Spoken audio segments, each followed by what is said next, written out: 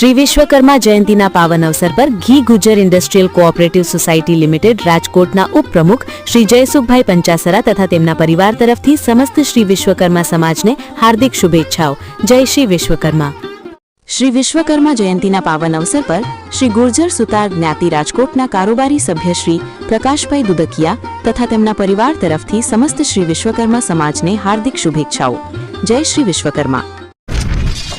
શ્રી વિશ્વકર્મા મંદિર ઈલોડગઢ ખાતે રજત જયંતિ મહોત્સવ અંતર્ગત ત્રિદિવસીય શતચંડી યજ્ઞ અને શ્રી રાંદલ ઉત્સવ ભાવભર્યા માહોલમાં સંપન્ન।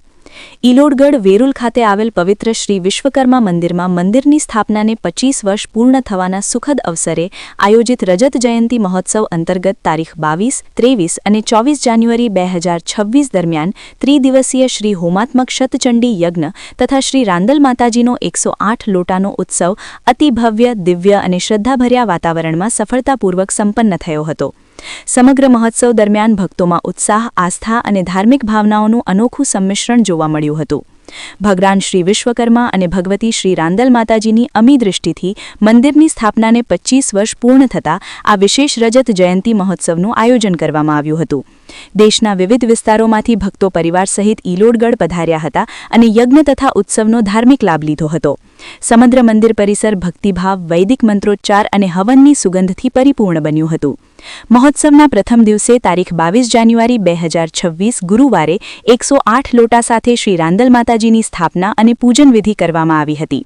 ત્યારબાદ દશવિધિ સ્નાન, પ્રાયશ્ચિત કર્મ, પંચાંગ કર્મ તથા યજ્ઞમંડપ પ્રવેશની વિધિઓ સંપન્ન થઈ હતી। વૈદિક વિધિ પ્રમાણે શતચંડી યજ્ઞનો ભવ્ય પ્રારંભ થયો હતો। યજ્ઞમંડપમાં પંડિતોના મંત્રોચ્ચારથી સમગ્ર વાતાવરણ આધ્યાત્મિક ઉર્જાથી છલકાઈ ઉઠ્યું હતું। મહોત્સવના બીજા દિવસે તારીખ 23 જાન્યુઆરી 2026 શુક્રવારના રોજ વસંત પંચમીના પાવન પર્વે પંચાંગ કર્મ સાથે શ્રી રાંદલ માતાજીનું રાજોપચાર પૂજન ભાવપૂર્વક કરવામાં આવ્યું હતું। માતાજીને શ્રૃંગાર, નૈવેદ્ય અને આરતી અર્પણ કરવામાં આવી હતી। યજ્ઞ પ્રક્રિયા સમગ્ર દિવસ દરમિયાન ચાલુ રહી હતી। સાંજે સંધ્યા આરતી બાદ ભક્તોએ ભજન કીર્તન દ્વારા માતાજી અને ભગવાન શ્રી વિશ્વકર્માની સ્તુતિ કરી હતી। વસંત પંચમીના પાવન દિવસે યોજાયેલ કાર્યક્રમને કારણે ભક્તોમાં વિશેષ ઉત્સાહ જોવા મળ્યો હતો।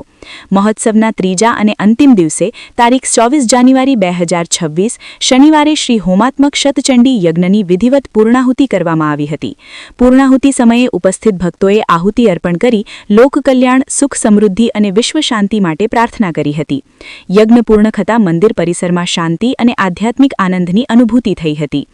આ પ્રસંગે સાંજના સમયે સાંસ્કૃતિક કાર્યક્રમ તેમજ સન્માન સમારોહનું આયોજન કરવામાં આવ્યું હતું। વિવિધ ધાર્મિક અને સાંસ્કૃતિક કાર્યક્રમો દ્વારા ભક્તોને આનંદનો અવસર મળ્યો હતો। કાર્યક્રમ દરમિયાન મહોત્સવના સફળ આયોજનમાં યોગદાન આપનાર સેવાભાવી કાર્યકર્તાઓ, દાતાઓ તથા વિશિષ્ટ મહેમાનોનું સન્માન કરવામાં આવ્યું હતું। આ સમગ્ર ત્રિદિવસીય ધાર્મિક મહોત્સવ દરમિયાન શાસ્ત્રી શ્રી વિરલભાઈ ત્રિવેદી, સોમનાથ તથા ભગવતી સ્વરૂપા શ્રી તૃપ્તિબેન ભટ્ટ કોડીનારની વિશેષ ઉપસ્થિતિ રહી હતી। તેમની માર્ગદર્શન સભર વિધિ અને ઉપદેશોથી યજ્ઞ અને પૂજા વિધિઓ વધુ અસરકારક બની હતી।